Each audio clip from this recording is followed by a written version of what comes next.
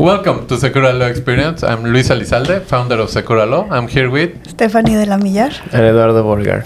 Welcome to a new episode. Today we don't have a guest, but we are together again. That's good. That's great. And we're looking we're expecting what to say today. What to say? Yeah. That is the question. What is the last thing that you may have? You have one question with one client. I have one question. Yes, it will be interesting to recall some interesting questions that clients have lately.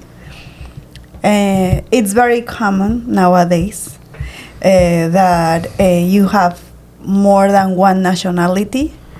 And when you are investing in a third country, different than the nationalities you have, to know how you are treated regarding taxes and most other obligations.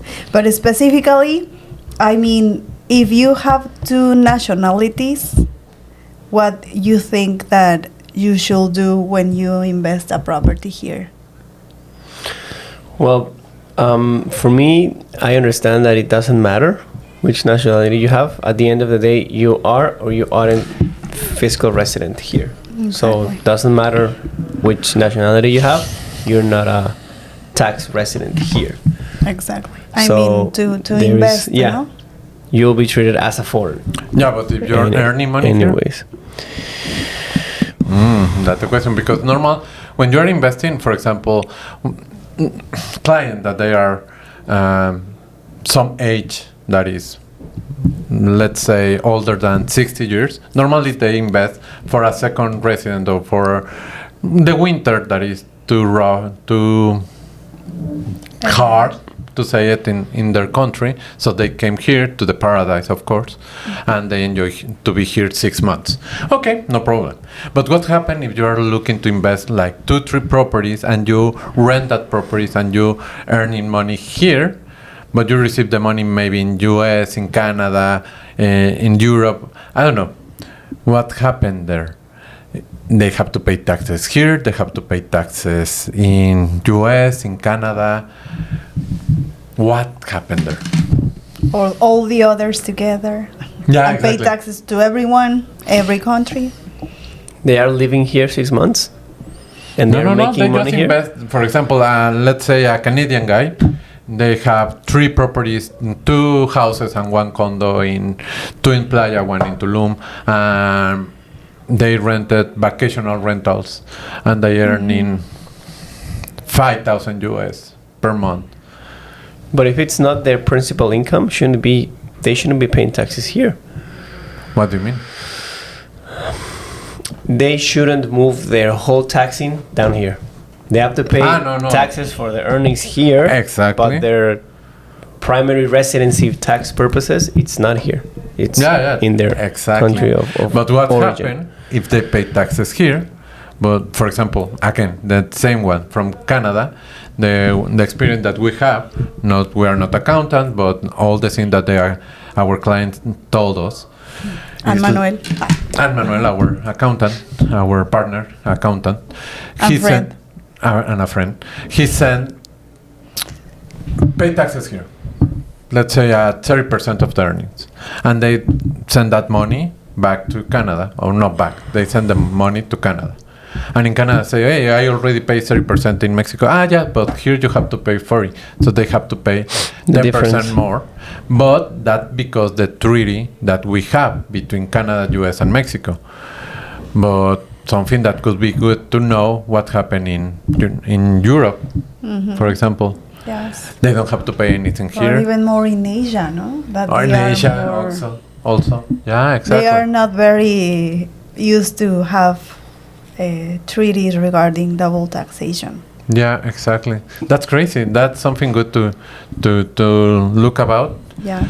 And one that is very common, if they rent an Airbnb, if you don't have a Mexican tax ID, they take the taxes. So sometimes the client, and this is something that I'm pretty sure that we already spoke about that, is that if you don't have Mexican tax ID, you rent your investment property in Airbnb. Airbnb is gonna take the money. It's gonna retain the taxes for you, and you are gonna get the gain. That's good, but sometimes they say, "Nay, Airbnb is taking too much. Let's get my tax ID so I can have more money." It's not like that. At the end, you have to pay taxes.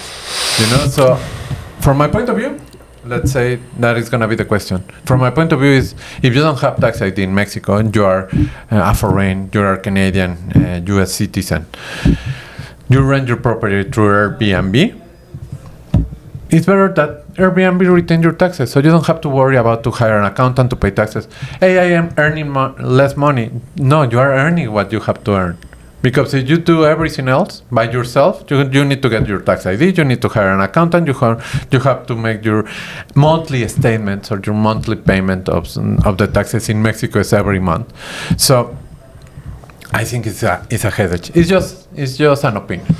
I mean, yeah, because you don't want to put yourself into that trouble, because if you own through fideicomiso and then you're partially here, that means that you don't really have an active life here. You're just here on vacation, and putting yourself through the steps of going to the IRS, having to hire an accountant and have all those obligations down here is not worth it. Because I've had clients that they say exactly that, hey, I want to get more money because the government it's taking so much, because I think they charge you at the highest rate. Mm-hmm. But that versus having to hire someone, and let's not think that someone do bad their job, because that could happen. That's a liability that you have. Also. And then you have to pay fines and other stuff that you don't really want to put yourself into for what? $100 more a month? Yeah. You're actually losing more money. Exactly. Because you're spending more. Yeah. And spending more time. And also. maybe having hard time when the IRS knocks to your door and you don't have all the paperwork ready, and they will put these bans of clausurado or suspendido. That, I mean, at the end, it's hurts your business. Yeah. Yeah, but and you feel bad. It's not a good experience. But is that something that they don't have to do? At the end, it's private property. No, they don't. But I would say that don't get your tax ID while you're renting it, and before you sell, then get it to clip for your tax exemption. I mean, that will be a good strategy. Yeah, totally agree. It's a good way to keep your investment where it has to be. Mm-hmm. But we have a client that actually contacted me 2 days ago that bought 5 properties. And back then, we advised her to open a Mexican corporation to put everything there. Now she bought everything on pre-sales. She wrote me because she told me, okay, this is the time that we are actually getting the process to title. So do the new circumstances, because she created the corporation in 2022, I think. It has been a lot of changes since then. So what you will advise to this client today? It's still an option to buy through the 5 properties? Of course. Yes. Yes, it's the best to do it like that. The right way to do it, or the best way to. Will she become resident?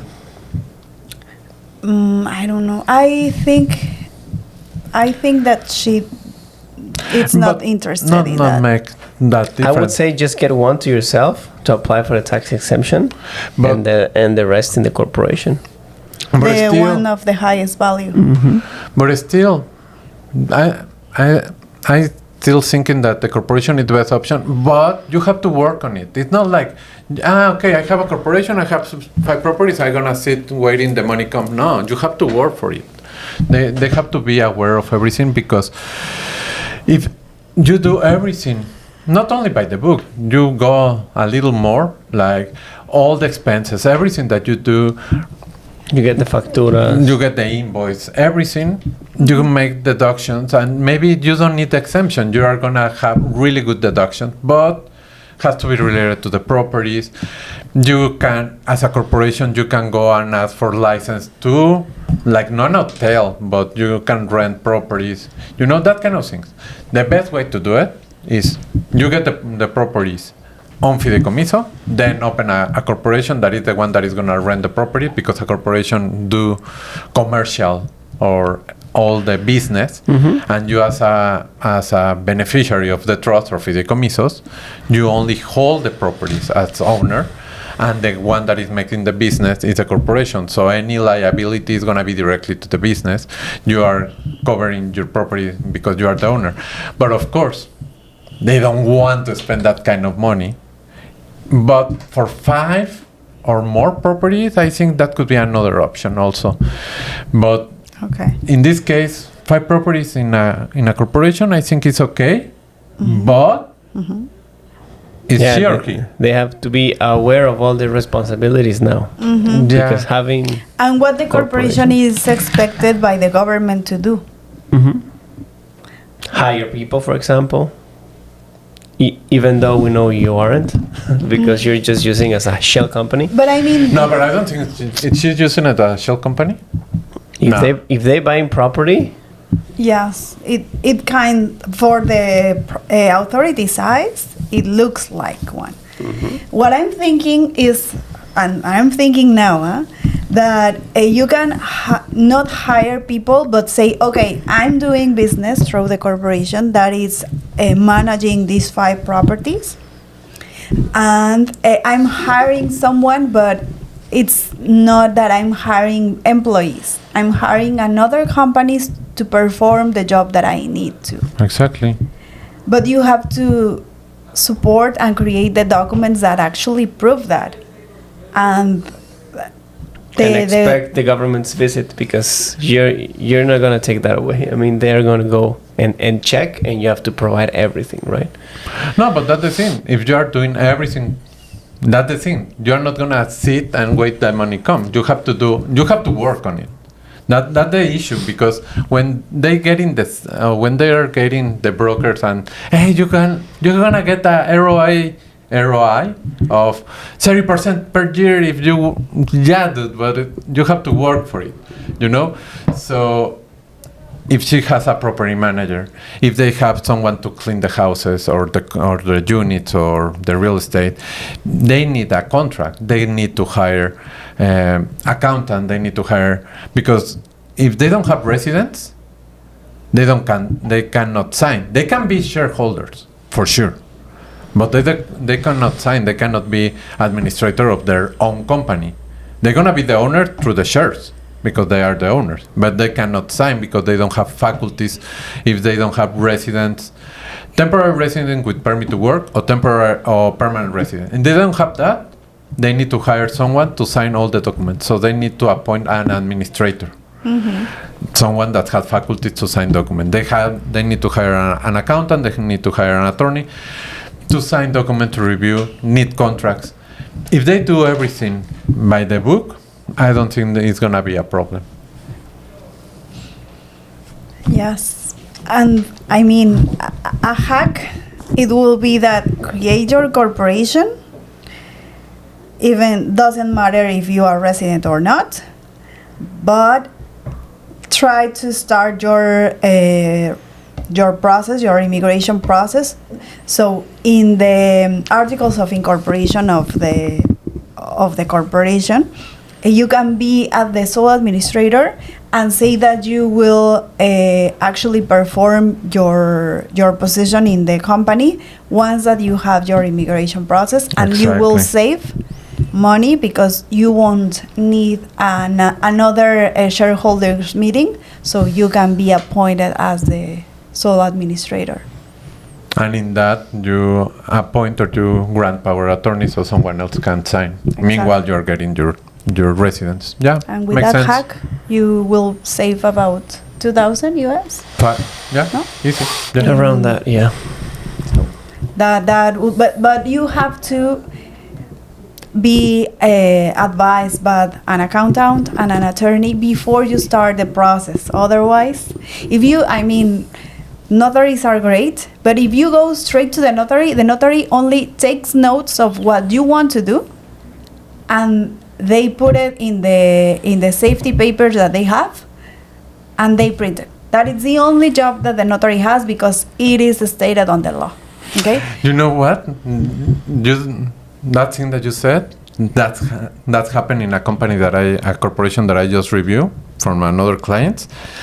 And when they incorporate, I saw that they put their name is in Spanish comisario. Let's say that is the sheriff of the corporation, and the only thing or the purpose of that figure is only to review that everything is doing correctly.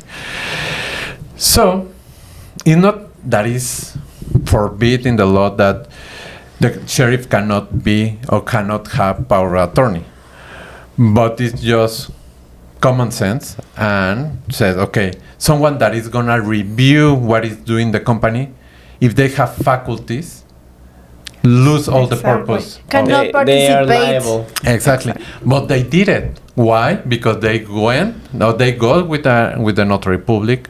They say, okay, I want this, and this is gonna be the sheriff of the company, but also is gonna have faculties to go to the tax and to the IRS of Mexico, and also gonna have faculties to hire employees. You know, it's like what? Doesn't make sense Exactly. at all. And of course that the notary might guide you, but at the end they are not looking or seeing the entire picture of your plans, what you want to do with your investments here. So for example, they won't explain you the difference between an LLC, a totally anonymous Corporation. structure of the corporation, and maybe a corporation that is created for investment. If for example you decided to go into the journey to invest here and become a developer, maybe you will need a SAPI that it's totally different from the other ones to attract investments.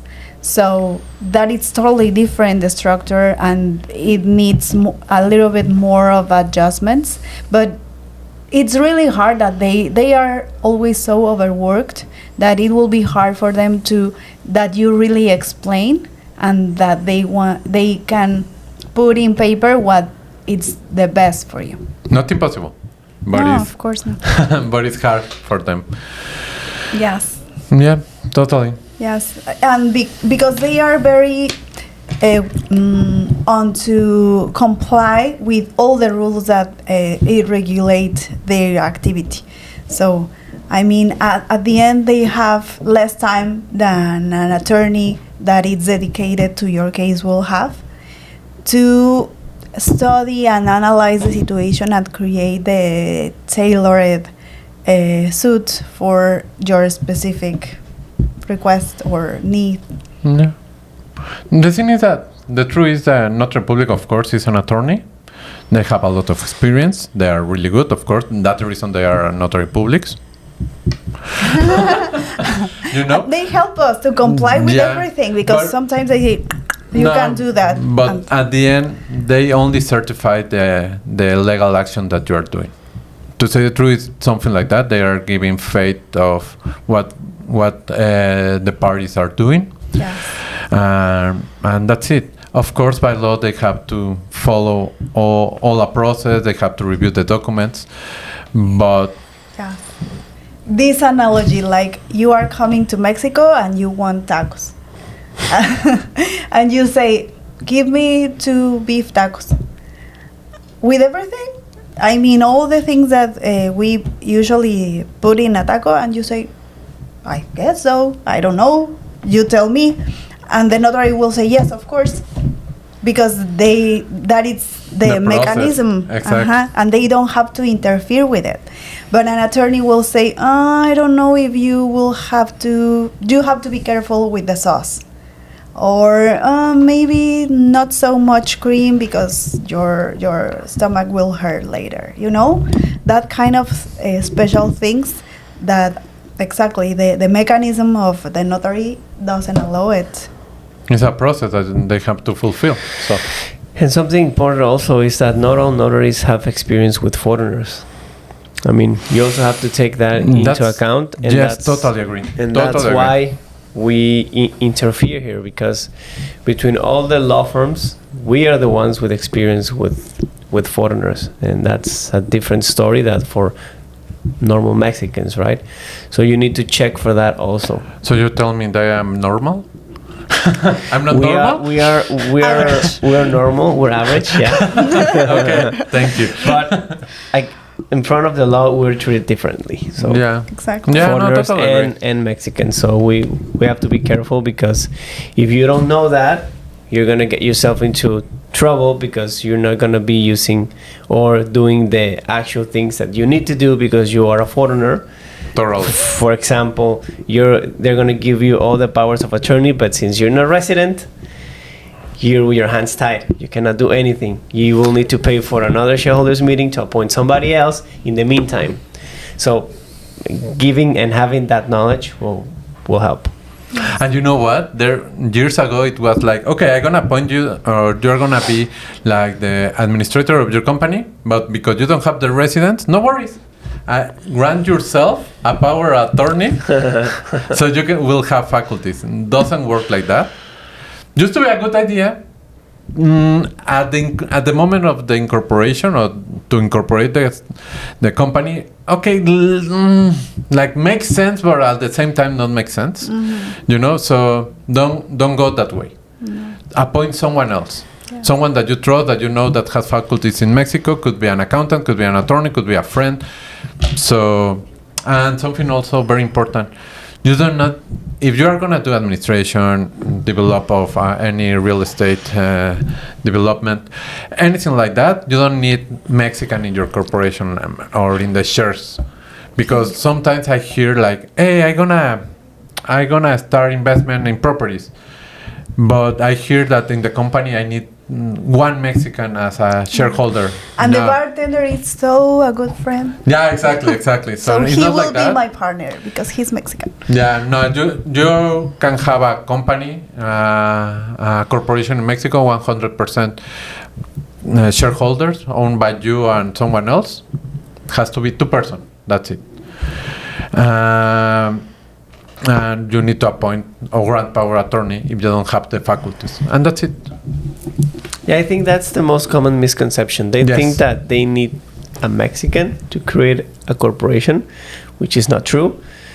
But they do need a Mexican to have powers of attorney if they are not residents. Exactly. Or a guy that has permanent or temporary with permit Yes. to work. Basically, you need the residency card and tax ID. And in case that you are hiring someone, it needs a permit to work. And you know what? Also, if you hire someone that has permanent or is Mexican, wherever, the tax ID they need to have their Tax ID. their fiel electronic signature up to date.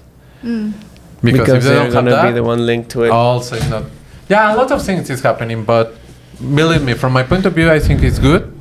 It's a lot of bureaucracy, but it's not like it's a company and you're putting money in another on a person, and everything is more like for your benefit. Yes. Let's say that. Yes, create your plan, talk to us, and we will design the pathway to follow, at least for the first year, so you can start speed on the process.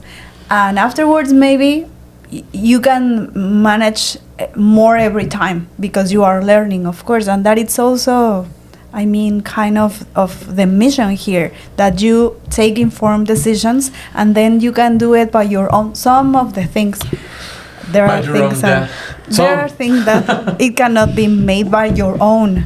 I mean, I will never do my accountants by myself. Definitely, I will always hire a CPA. Even though I'm Mexican, I'm born and raised here, and I know how to do a factura, an official invoice. But even though, it's better to do it with an expert, so everything is covered. Yeah, always. It's a good idea. Definitely. Like here, we have our producer. He's taking care of making us look good. Charlie Kukunkam. No. You know? Look for him. We are not like that. We Yeah. need a lot of Charlie's help to Yeah. be like this. I think that's it for Yeah. today. Yeah. Pretty good piece of advice. Yeah. I think so. How to start your investment in Mexico. Yeah. Yep. How one question can lead. Yeah, always. You see? And we can speak more. We are you always want? like- You got it. Yeah. Now, thank you so much. Have a good day. Bye. Bye, guys.